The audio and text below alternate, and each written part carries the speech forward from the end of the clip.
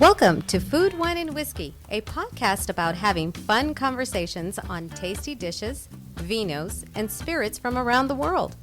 Rob is your host. He is an avid home chef, WSET Level 2 award in wine, and a whiskey drinker and collector. Time to set the table. Here's Rob. Hey everyone, welcome back to another episode. We really appreciate you guys stopping by and joining for this conversation. Gonna be a fun topic tonight. If you guys listened a few weeks ago, we did our first episode, and I was really excited about that. We did our first episode on the wines of Australia. It was kind of this 101 class, if you will, where we just kind of got an overview of the history of wine, kind of the the climate and what you can expect from terroir and things like that in Australia. But tonight's show is going to take a little bit more of a deeper dive and get us a little bit more educated on the regions and the wines that come from the main, the bigger regions of Australia. And then with time permitting, I think we'll have a little time to dive into some. We're going to get into some of these other regions that might be up and coming or should be looked at as well, with some great wines coming from there. And you're asking probably, who do you mean we? Who are you doing this with? Well, I have a friend on the show tonight, Michael Lazarou. How do I say that, Michael? That's correct. Lazarou. Yep, Lazarou. Yeah, and we're 17 hours apart. He's down in Australia as we speak. I appreciate him taking some time during the middle of his day to come on the show and have this conversation. So, Mike, thanks so much for joining us. Thanks for inviting me on your show, and I hope your audience and listeners enjoy this this session that we have. Oh, I think it's going to be good. I think it's going to be very informative, be a fun conversation. I think knowledge is going to be learned, and I think excitement's going to be given so that people want to go out and shop a little bit for some Australian wine. So I'm looking forward to this conversation. But let's start with this. Who you are, kind of your background in wine, because I've been kind of communicating with you through social media and a lot of the posts and things that you make. You are extremely knowledgeable, and rightfully so. You're extremely proud of the wines and the wine industry of Australia. But what's your journey in wine, and where, I'm saying social media, where can people find you and follow you and see what you're doing on social media? Sure. So in terms of my social media, I've got an Instagram page, wine by Michael, and there's dots between wine dot by dot Michael. So that's where I go and post tasting notes. Sometimes I post some photos and notes on tastings that I have. I'm in a wine tasting group. So, for example, last week we had a champagne tasting, which was a lot of fun. So that's kind of my platform, post my tasting notes. And it's a lot of fun. And it's also a creative outlet for me, and allows me to go back to my tasting notes some years back to see how I saw the wine maybe 5 or 10 years ago. So it'll give me that opportunity. But it's just a creative outlet. It allows me to indulge my passion in wine, and hopefully those people who follow me get value out of my tastings and postings. Yeah, absolutely. I know I do. I'm always interested in and love seeing what you're posting and drinking. And, the majority of it is from Australia, but you enjoy, like most of us, wine. I call us wine geeks, wine nerds. We really enjoy wine. We dive deep. You drink wines from around the world as well. But let me ask you this, Michael. I always love asking this question, and it's, everybody has a little bit different answer. How did you get down the rabbit hole? How did you get so crazy about wine? Where did the love of wine start for you? And I always ask this question because the answer is always different for everybody. It's always a little bit unique to their journey. Wine was actually in my DNA. So my grandparents are vignerons. So they grew grapes on the Mediterranean island of Cyprus. And I remember when I was 10 years old, we went on a holiday to my parents' homeland. And we were there in summer, so we went grape harvesting. So we went, as a 10-year-old, helped out my grandparents, my parents as well, and my brother to pick grapes. which my grandparents supplied to a cooperative on the island. But kind of my passion lay dormant until I hit my mid 20s, where I had a cousin who came to Australia on an academic contract, and he was interested in wine. And at that stage, I'd been drinking. I was more of a beer drinker. So cousin came. He would come over to our house every weekend, and he asked for some wine. So I went to a local liquor store and got some wine. And I remember the first wine I drank and became interested in wine. It was a Krondorf Hermitage. And in those days, Australian wines weren't varietally labelled. They borrowed some regional names from France. So this was Hermitage, but it was a Shiraz. And I drank this wine, and it was like a light bulb moment. It's like, this is really good stuff. I really like this. So he would come every weekend. I'd go to the liquor store. We'd purchase wine. We'd have it mainly with a meal, and I just caught the bug. The more I drank, the more I became interested in wine. Then I started storing wine under my parents' house, which I still store it under their house to this day. And it's just become all-encompassing. My wife will tell a lot of people that I'm obsessed with wine. Yeah, and I would say, seeing your tasting notes, I mean, you talk about that you're a, consumer of wine, and you love to go to tastings and do all these things, but I mean, you can tell that you may not be formally educated or in the industry, but your wine notes, you really have taken the time to really, evaluate and analyze wines. And when you post about a wine with the tasting notes and your thoughts on that wine, it's just extremely informative. And that's where I think, you have so many followers, because you really can get great insight and some great education. Thanks, Rob. I'm self-taught. I haven't done any WSET courses. I did work at one of our largest wine chain, Dan Murphy's, for just under 3 years, just part-time on Saturday. We're just really indulging the passion. That exposed me to some wines I hadn't previously tasted, which allowed me to develop my craft. But I'm self-taught. Those tasting notes are based on my knowledge and insights and what I see in the glass at that particular point in time. Sure, absolutely. Well, you ready to dive into Australia? Sure, go ahead. It's a topic that I'm very passionate about. Well, yeah, and the listeners are going to find that out pretty quick. They're also going to see the depth of knowledge that you have. So I'm ready to tap into that a little bit. But let's start with just Australia as a country, and kind of, the listeners who may not be aware, just kind of the size of the country, compared to, let's just say, the United States, where I'm at. But then where the wine regions are, where most everything happens, just kind of an overview of Australia, and then where the wine is. Sure. Okay, so Australia is the 5th largest country in the world. It's its own continent, and it's roughly the size of the US mainland, give or take. The US mainland might be slightly bigger. So wine is produced in pretty much every state apart from the Northern Territory, and I might stand corrected there. So unlike the US, which I don't think wine is produced in every state. Correct me if I'm wrong, Rob. We produce wine in pretty much every state, as I said, apart from the Northern Territory. So the biggest state in Australia is Western Australia, and it covers approximately 40% of the whole country. Well, that's a question that I do have. When we think states, and to your point, I think probably other than Hawaii and Alaska, the 48 continental United States, believe it or not, all of them make wine. Isn't that crazy? Yeah. All 48. But, obviously California and a few of the other states, New York, and those areas are known for wine. But every state dabbles here in the United States. But we talk about the United States, we talk about 50 states that make up our country. How many, when you say every state in Australia makes wine, how many states are we talking about? I don't have to give you the numbers. I'll just name them because it won't take long. So you've got on the west coast, you've got Western Australia, which is by far our largest state.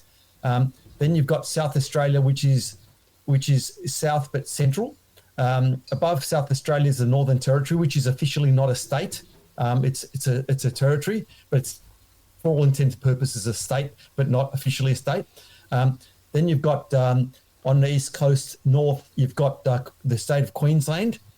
Below Queensland, again east coast, is the state of New South Wales, which is our oldest state. And then below New South Wales, in the southeast corner of Australia, you've got the state of Victoria, where I'm from. And then below Victoria, you've got the island of Tasmania.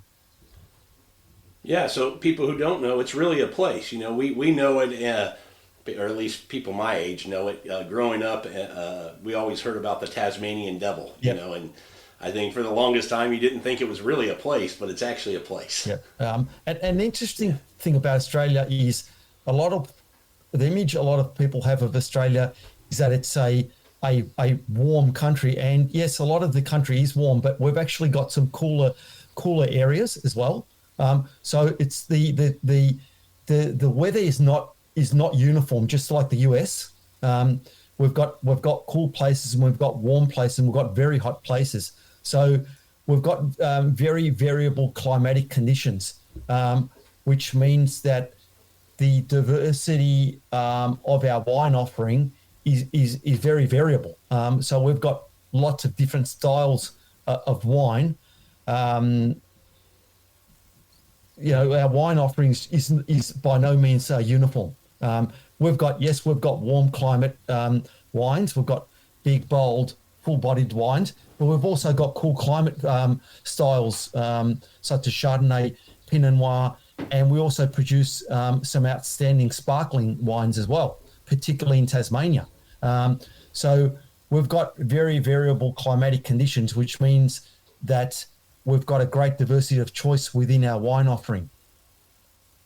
Yeah, and one thing I do want to mention as we get started here, Australia has had vines, has had wine in their country for a very long time, but none of the grapes are indigenous to Australia. Everything that's there was brought in, but they do very well there. To your point, Michael, you have the climates to support these different grapes, and we're going to get into them by region, but we talk about the classic grapes, of the world when we think about Cabernet and Pinot Noir and things like that. But you guys do a lot of great wine from I think specifically about Italian grapes, and we'll get into that as well with Fiano and Nebbiolo and Barbera and things like that. So very diverse, to your point earlier, about just the number of really good wines that are coming out of Australia. And I think people here in the States just don't know that. So I'm absolutely loving that we're having this conversation about it.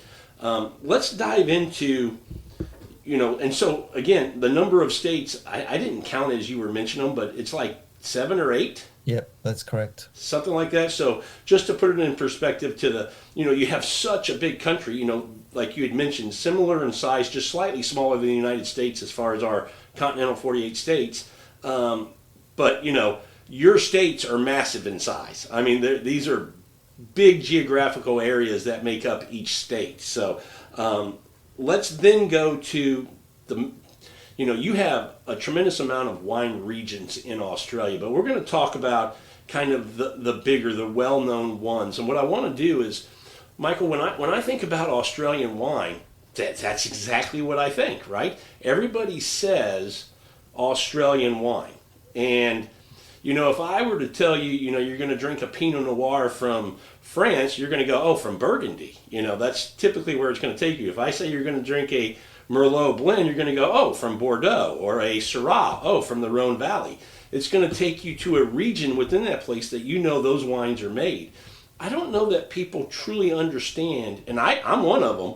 When I think, wines of Australia, I might know some wines from the Barossa Valley, from the Margaret River, but other than that, if I get into some quality wines that I know could be good, I wouldn't know where to go look for them. So that's kind of what our conversation is going to be. You're going to educate us and help us get through these regions and understand the wines, the quality wines that are being made in these regions. Where would you like to start? So maybe we'll start in the Western Australia. So you touched on Margaret River.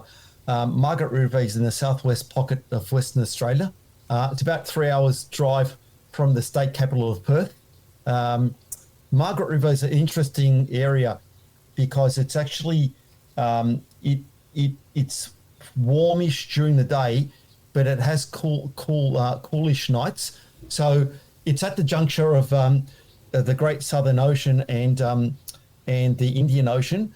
So during the day, as I said, it's warm, but because of the breeze of the sea breezes that cover the region at night, it's able to produce some beautiful Chardonnay. Yes, it goes without saying it's known for great Cabernet Sauvignon, but it produces great Chardonnay as well. The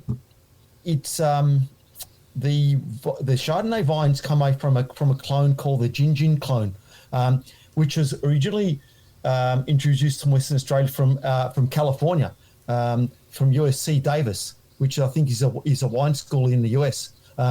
It sure is, yeah. So the wine school. The Gingin clone, most of the Chardonnay plantings are from the Gingin clone, which gives the wines, the Chardonnay wines, this great power, but also beautiful acidity as well. So it's this wonderful combination of the wines can be quite powerful, not in any way buttery or fat or anything or flabby or anything like that. But they've just got this beautiful also line of acidity as well. So that's one of our great Chardonnay regions. Whereas in the US, I think, I get the feeling that Margaret River is more known for its Cabernet Sauvignon. And it truly is kind of like Napa Valley. Yeah, it's truly it's equivalent of Napa Valley. It's truly, produced a great Cabernet Sauvignon. The region was really only started in the early 70s, but it's really come into its own over the last decade with Cabernet Sauvignon and Chardonnay. So that's certainly the most well-known region in the state of Western Australia. But you've also got another large region, in fact, the world's largest wine region. Well, let me ask you a quick question about when you talk about Chardonnay in the Margaret River there. Yep. Those of us who are, the wine nerds, when we think there's a place that makes great Chardonnay, we typically think they're probably also doing Pinot Noir. And is that not done in Margaret River? No, you're right. Really? In most places, Chardonnay does well generally in cool climates, and correct. Technically Margaret River is not a cool climate, but it's those sea breezes off the Indian and Great Southern Ocean at night, which provides a large diurnal difference in temperatures between night and day temperatures, which allows Margaret River to grow great Chardonnay. Wow. Okay. Very interesting. So you were talking about another area in the Western. Yeah, it's called the Great Australia. Southern. It's actually the world's largest wine region in terms of geography. It's a massive region. And that region, the Great Southern, it's got some sub-regions within it, such as Franklin River, Parongarups, Mount Barker, Albany, and it produces great. It's cooler than Margaret River, and it's got some pockets that have got some altitude, and that region actually produces a diversity of wines. Produces it's most well known probably these days for very good Riesling, beautiful, crisp, dry Riesling. It also produces very good Chardonnay, very, very good Shiraz. A lot of them are bottled as Syrah because it's still like a kind of a more elegant style of Shiraz, as an ode to the Northern Rhone, and also. It also produces good Chardonnay as well. So that's the Great Southern. Some of the wines are bottled under their sub-region. Such as Franklin River, Paronga Ups, Mount Barker, et cetera, et cetera. So that's another well-known region within Western Australia. But there's some other regions. Pemberton produces, Pinot Noir, some decent Pinot Noir. Well, let me ask you: these other regions that you're mentioning, are they distributed? Do you know if they get out around the globe, or specifically to the United States? And then I have another follow-up question for you. Yeah, sure. So obviously, Margaret River it's good distribution in the US. There would be some wines coming out of the Great Southern I would imagine would have to have some distribution in the United States. I'm not so sure about some of the other smaller, less known regions in Western Australia, such as, for example, Pemberton, which is these are the places worth visiting if you made a trip over. Certainly Margaret River, because it's picturesque. It's by the sea, so it's obviously got a maritime climate. Beautiful beaches. The Great Southern's worth visiting, but it's actually very remote. It's a long drive from Perth. Okay. So, most if you want to call it wine tourists, if they're visiting Western Australia, will go to Margaret River. But also, it's worth if you're in Perth, it's worth going to the Swan Valley. That's the oldest wine region in Western Australia. And there's the wineries there that, for example, Hortons, they started in the late 1800s. But it's a really warm place. Perth's a really warm city. It's our warmest capital city. And that's a very close drive to the state capital of Perth. Okay, very cool. Well, let's come east and go to the Clare Valley. What do we get there?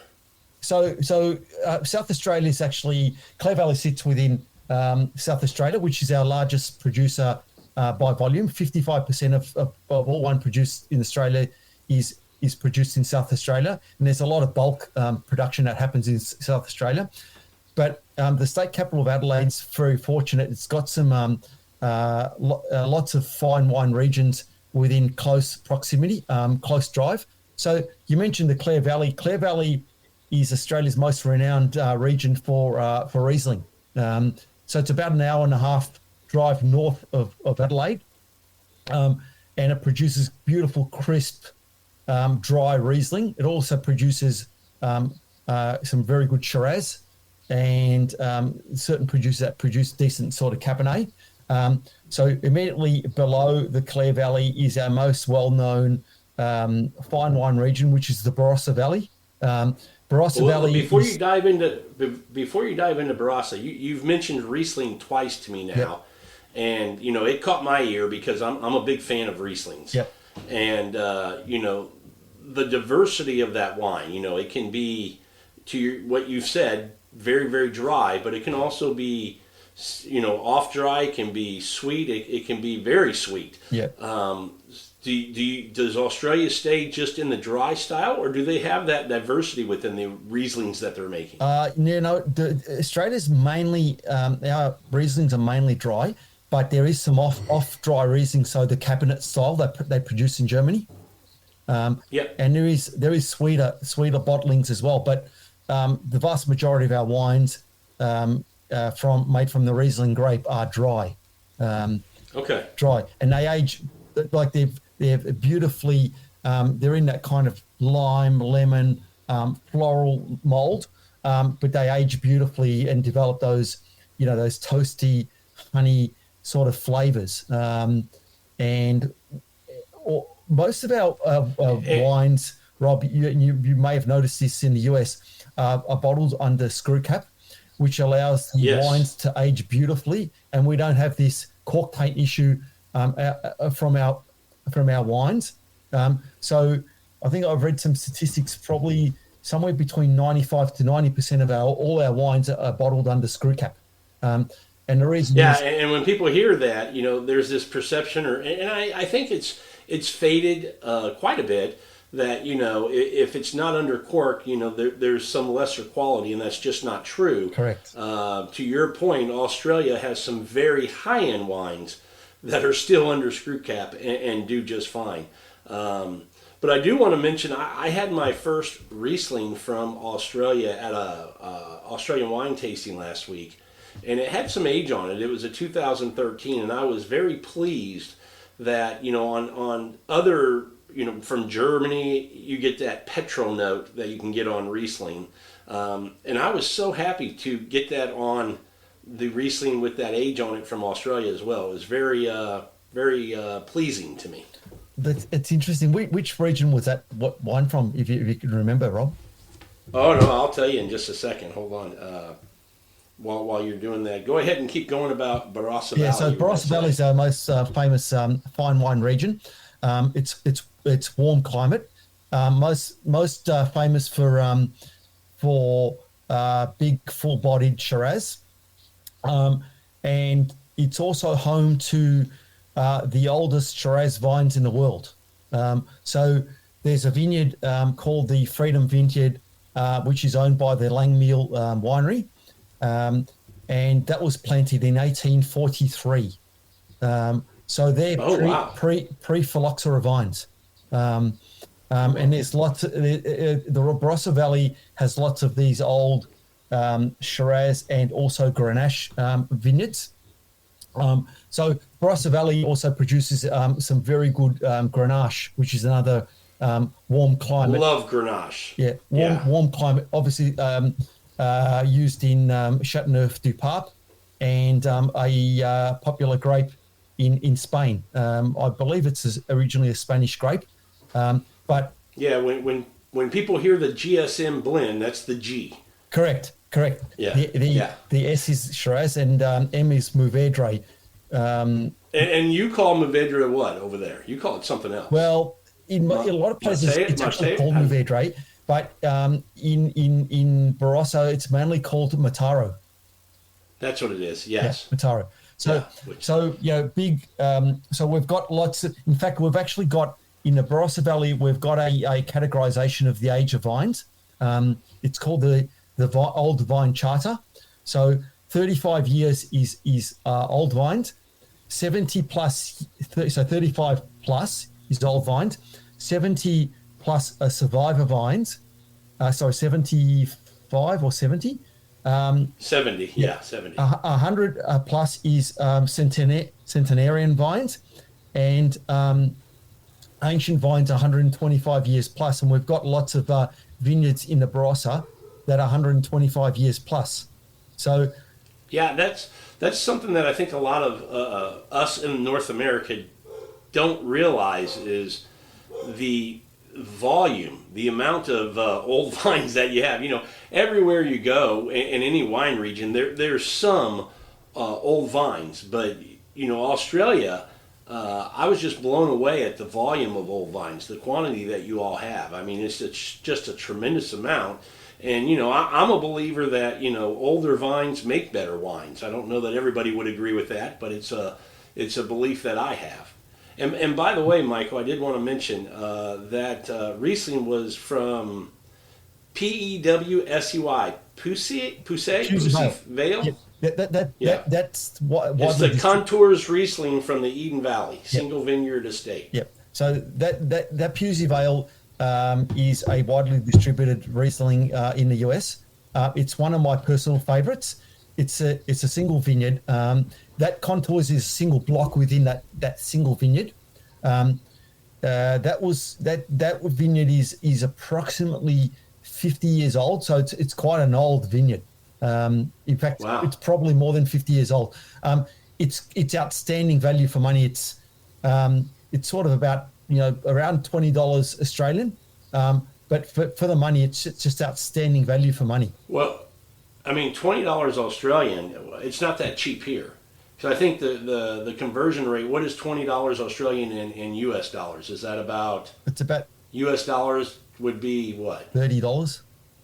That's what I thought, about 30. Yeah, 30. Yeah, this one over here, I bought a few bottles and they were $48 a bottle. Yeah, okay, all right, yeah.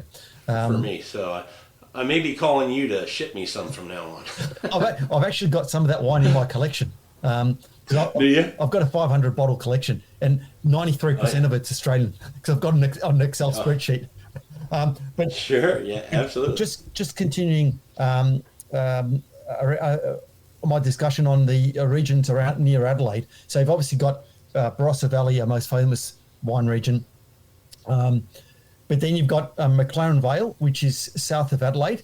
Now that's a maritime climate because it's not far from the sea.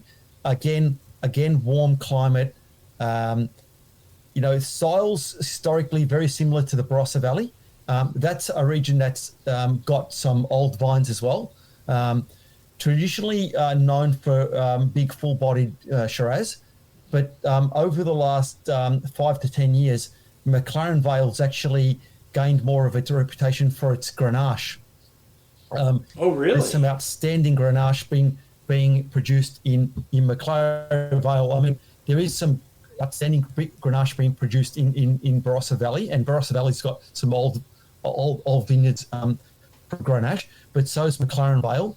And there's a sub-region within McLaren Vale called Blewett Springs, which is slightly elevated, and the soil is sandy soil, and that is the hot spot for Grenache in McLaren Vale. Whilst McLaren Vale is still producing some fantastic Shiraz wines, the excitement over the last 5 to 10 years has been in the Grenache space. But McLaren Vale's also got some plantings of the Italian grape Fiano, because as the climate's been warming, our producers are looking at grapes that are more drought resistant, and Fiano is one of those. And just so people know, that's a white wine. Correct. Yeah. A white wine. So a lot of your listeners and viewers wouldn't know that there's some outstanding Grenache being produced in McLaren Vale, and one of them, interestingly enough, one of the best producers is a Kendall Jackson-owned company called Yangara. They are producing some subliminal Grenache bottlings from some old single vineyards. Now, what's the style of this Grenache? Because when you talk about it can be hot there, yep. I think that the grapes are going to get ripe and they're going to be a little bigger, maybe a little higher in alcohol. Yep. Where a lot of other places with the Grenache, and Spain can be that way. Spain can get some big Grenache, sure. But when you start thinking about the Rhone Valley and stuff, I don't think of them that way. I think of them more, you get that red fruit. It's a little bit more translucent. It's not a dark sure. Wine in the glass. And, can be delicate. The tannins are integrated pretty well. What's the style of Grenache that you get from there? Okay, so if I just focus in on Blewett Springs, which is the hot spot, it's actually more that European style. They're perfumed. They're kind of a Pinot drinker's style of Grenache. They're perfumed. Yes. They've got those red fruits. They're beautifully balanced. They will age, but they will drink beautifully on release. So they're more of a perfumed Pinot-esque style of Grenache because it's at slightly higher elevation, slightly cooler temperatures, which gives the wines greater elegance. There's Grenache. There's also another really good sub-region called Clarendon Hills that produces that similar style of Grenache. But I have a slight preference for Grenache being produced from Blewett Springs, which is why it's become the hotspot for Grenache in McLaren Vale. And I think the best. I think McLaren Vale is now seen as the best region for Grenache in Australia. Let's shift here for just a minute as we're talking about these regions and these wines from these regions, because people who are listening to this might be going, hold on a second, I had no idea Australia had this many regions that made such a diversity in wines, different grapes and things. When they think Australia, and you and I were talking about this, Michael, before we started recording. There's always been this perception that Australia is known as a place that makes great Shiraz, and rightfully so. They do make that wine very, very well. Kind of similar to you think Argentina, you think Malbec. Nothing wrong with that. But we will also say that you and I were talking about the hurdle that Australia has had to get over, not with Shiraz, but with kind of the critter wines and how those were just kind of exported so much and a bulk type wine, and people having the perception that that's what wine is in Australia, and it's just so much more than that. That's correct, Rob. So obviously the brand most well known in the US is Yellowtail. Now, don't get me wrong. Those wines are perfectly fine for that price point. In fact, they're very. Yellowtail is actually a very well-made wine at that price point. However, they're not the type of wines that I want to be drinking, and a lot of your viewers want to be drinking. They're well-made, price-pointed wines, but Australia is so much more than the critter wines, and it's also so much more than full-bodied Shiraz. Sure. That's probably the other style that people in the US would associate with Australia: big, bold, full-bodied Shiraz. And that's, I will drink full-bodied Shiraz when I feel like it. But we also produce cool climate Shiraz, beautiful, perfumed, medium-bodied Shiraz, balanced from cooler areas. So our diversity of offering and diversity of style is so much greater than those critter wines, and those full-bodied reds. Beautiful. Right. As I alluded to before, we're producing beautiful Italian varietals. We're producing beautiful cool climate Pinot from cool climates. We're producing beautiful Chardonnay. So as we mentioned, beautiful dry and off-dry Rieslings. So the diversity within Australia is so much greater than what people perceive our country to produce. Is Australia doing Gruner Veltliner and Gewürztraminer and things like that as well? Yes.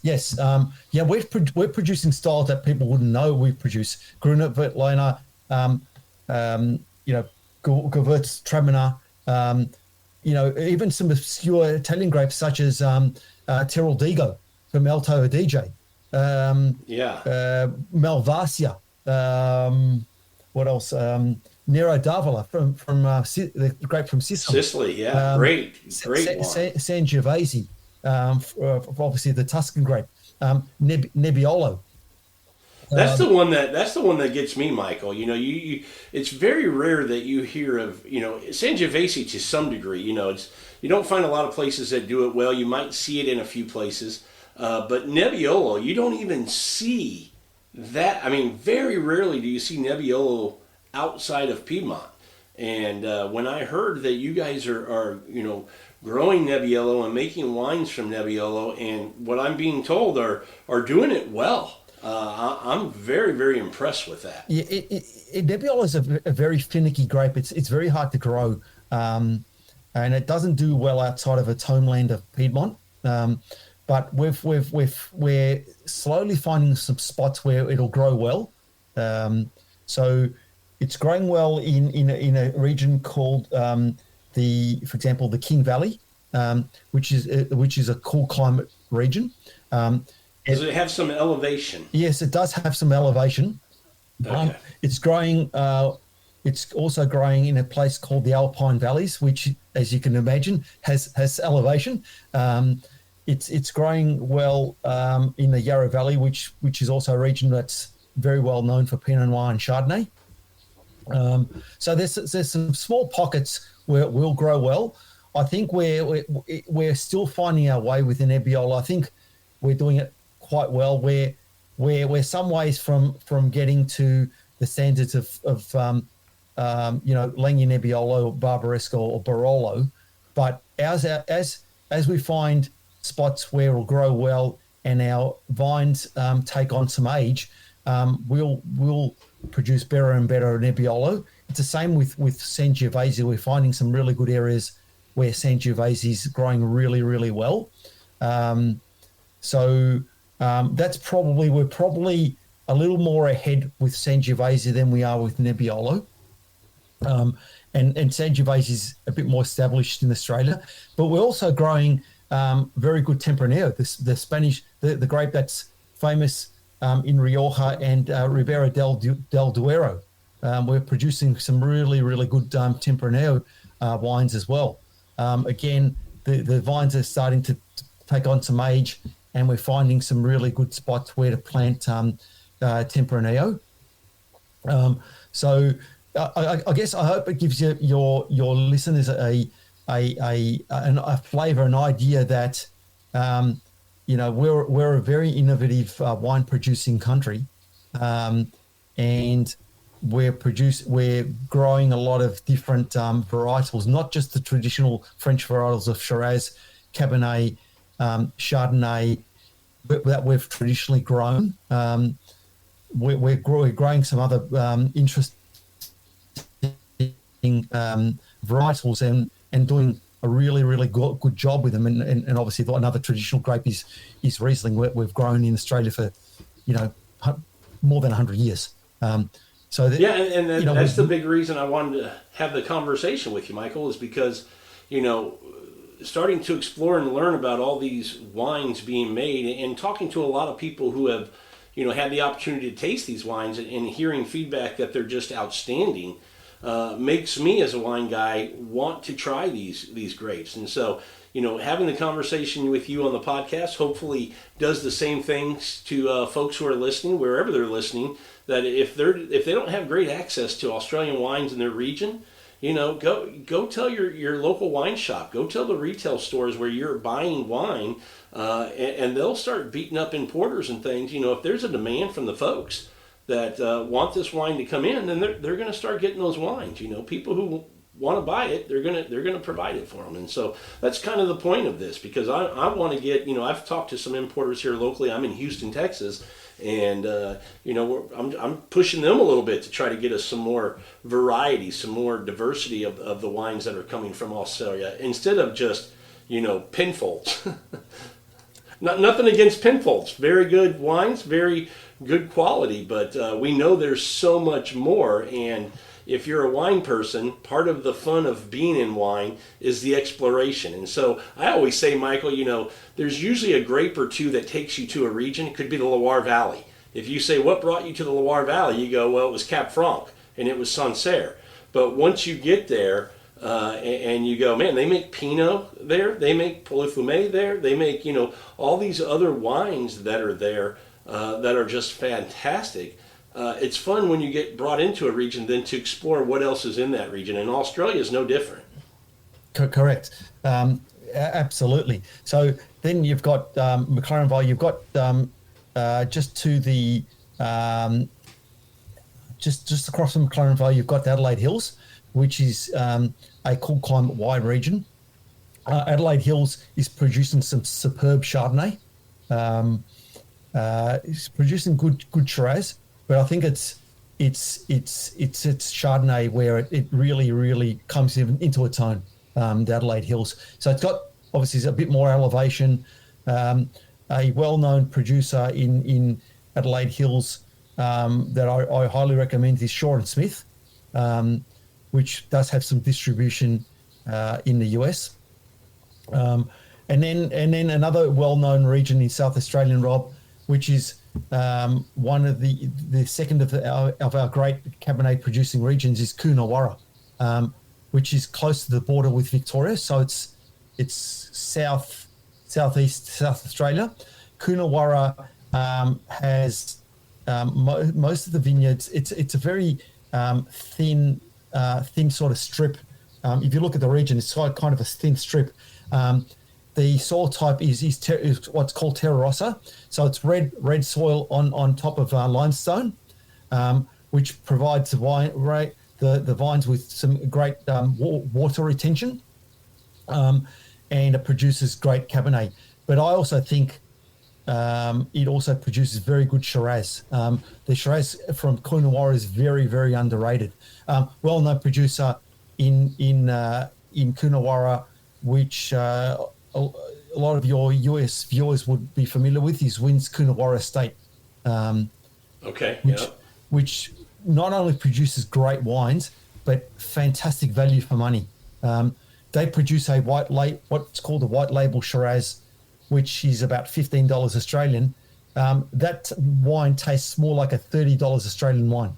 It's ridiculous value, just ridiculous. I mean, you're speaking my language now. I always tell everybody where I'm at in wine is finding wines that punch up. Yep. I always want to drink a wine for whatever the price is, but admit that I would be willing to pay more for that wine. Glad I don't have to, but would be willing to pay more just because it's such a great wine. Yeah, absolutely. Love to find those kind of values. And they also produce what's called the Wynn's Black Label, which is the most widely collected wine in Australia for cellaring, which for $30 Australian is, again, ridiculous value. That's more like a $50 bottle of wine.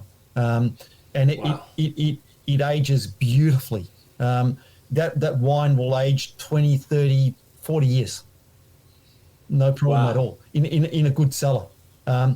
So that's kind of South Australia in a nutshell. There's some other regions, but I won't go through those.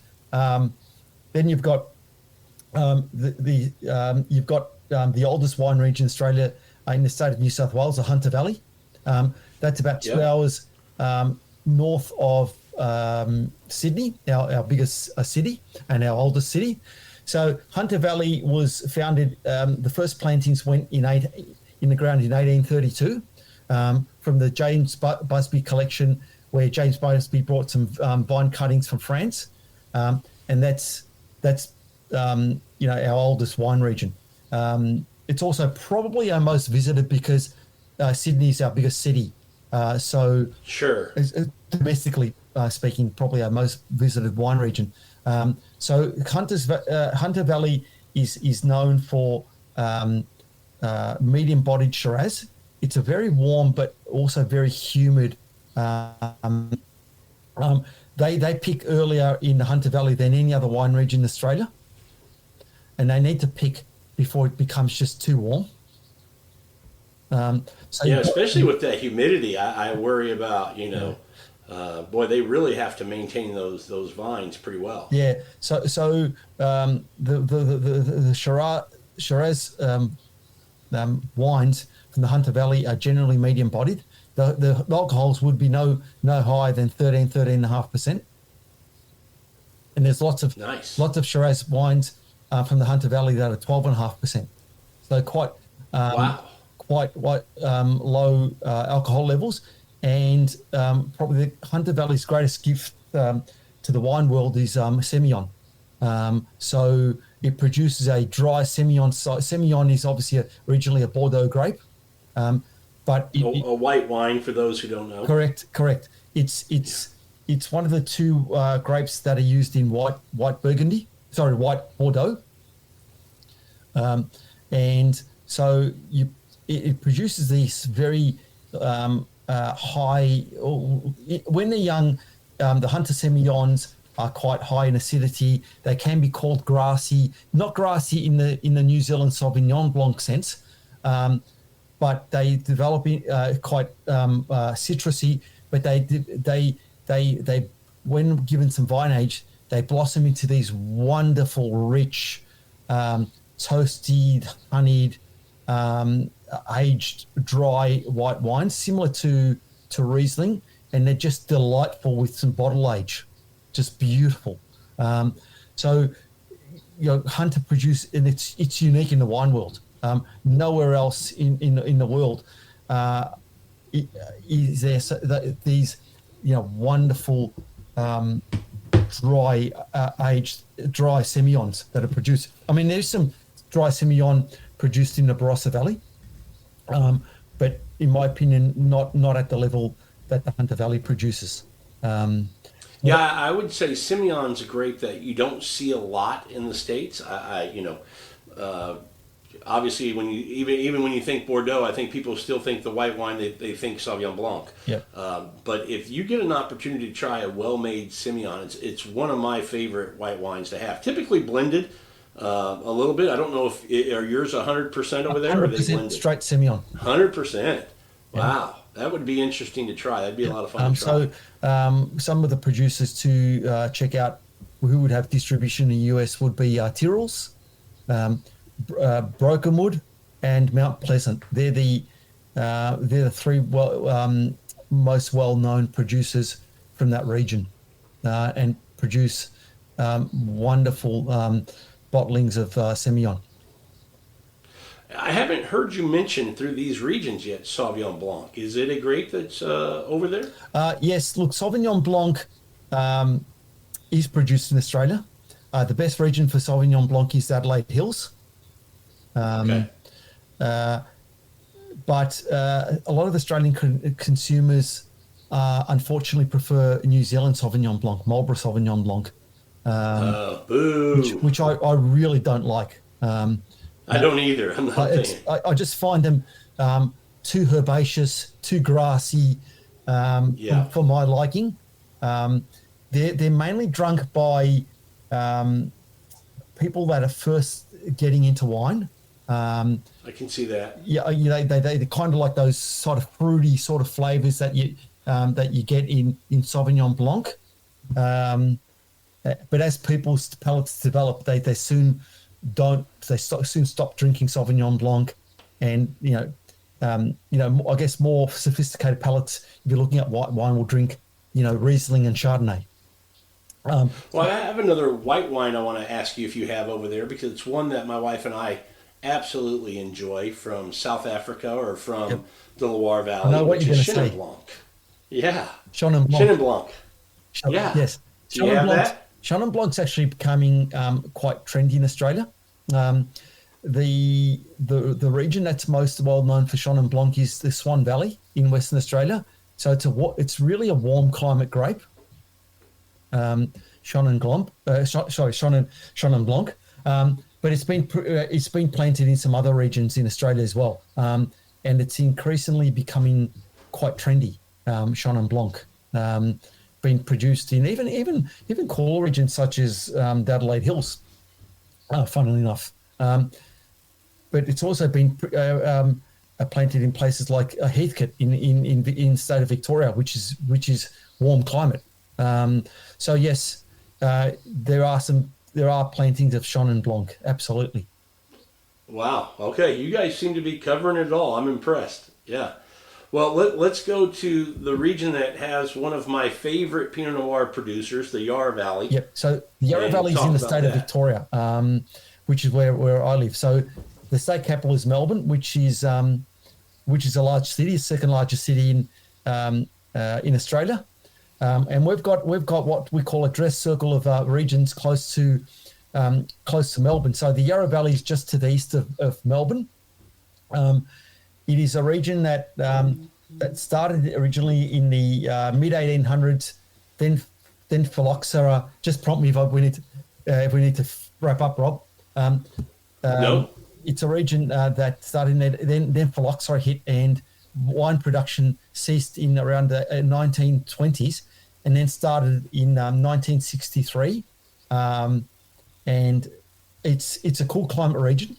So originally planted to Cabernet Sauvignon, and there's some very, very high quality cool climate Cabernet Sauvignon being produced in the Yarra Valley.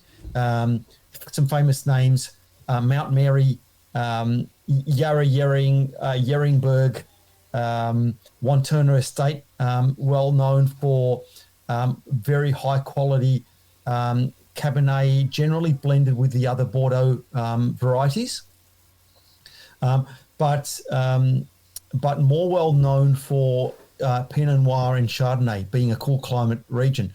There's typically two areas within Yarra Valley. There's what we call the valley floor, and there's the upper Yarra, which is at some altitude, and that's probably where the best Pinot Noir and Chardonnay is coming from, the upper Yarra. Let me tell you who I enjoy, who just makes great wine, or I think they do, and you can confirm this or tell me, Rob, you're crazy. But the producer that I get here that I really like, different vineyards that I get from them is Giant Steps. Another Kendall Jackson owned company. Is it really? I didn't know Kendall Jackson owned that. It's owned by Kendall Jackson. So they produce some high quality Pinot Noir and Chardonnay from some single vineyards. So they've got the Applejack Vineyard, they've got the Wombat Creek Vineyard, they've got the Sexton Vineyard. I think they also produce from the Tarraford Vineyard. So they produce some outstanding bottlings, single vineyard bottlings, but they also produce regional wine. So Chardonnay and Pinot Noir from a combination of these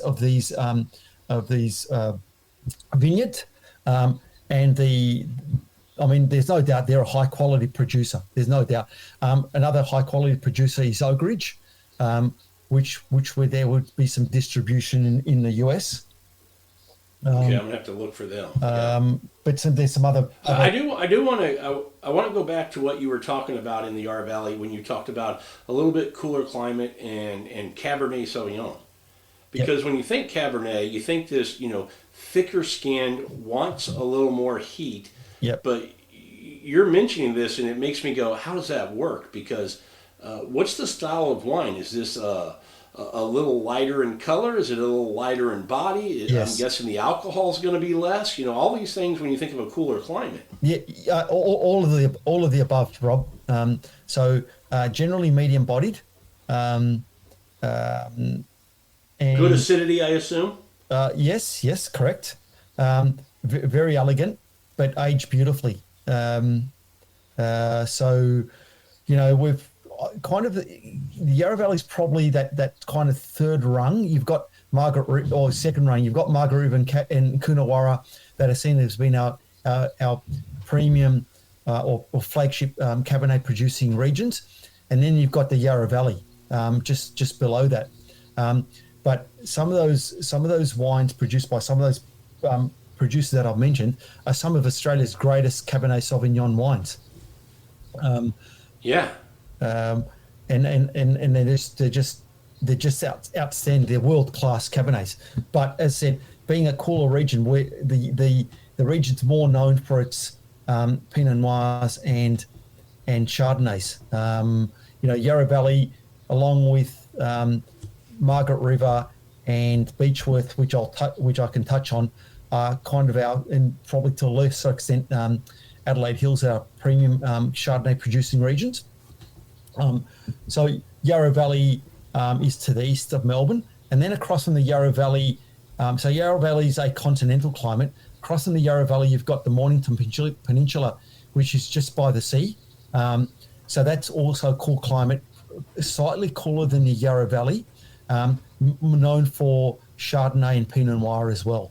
And there's some high quality producers based in that particular region, the Mornington Peninsula. And then about an hour from Melbourne is the Geelong wine region, which is well known for, again, its cool climate, Chardonnay, Pinot Noir, but also very good Shiraz, but in the cooler climate style. So, medium bodied, sort of spicy, peppery style of Shiraz.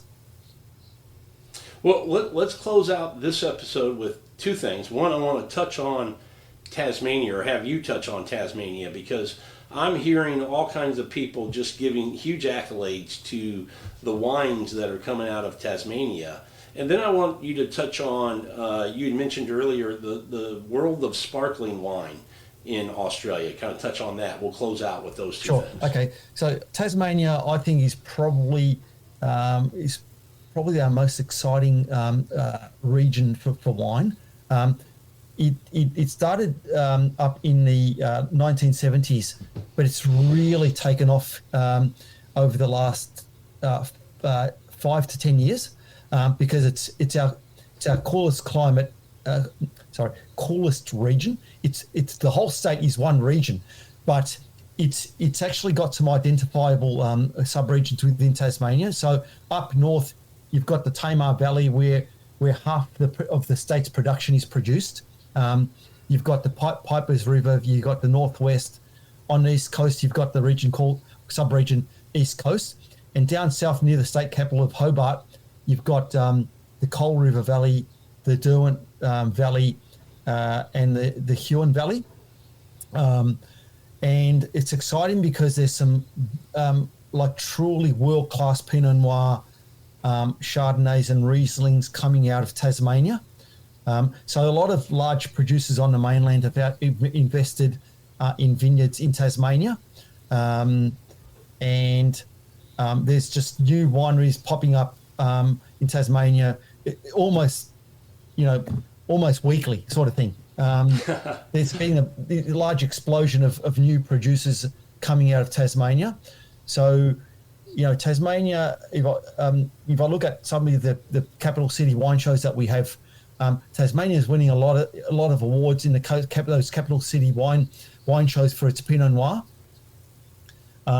It's got a beautiful acid structure, quite elegant, but again, it's not uniform.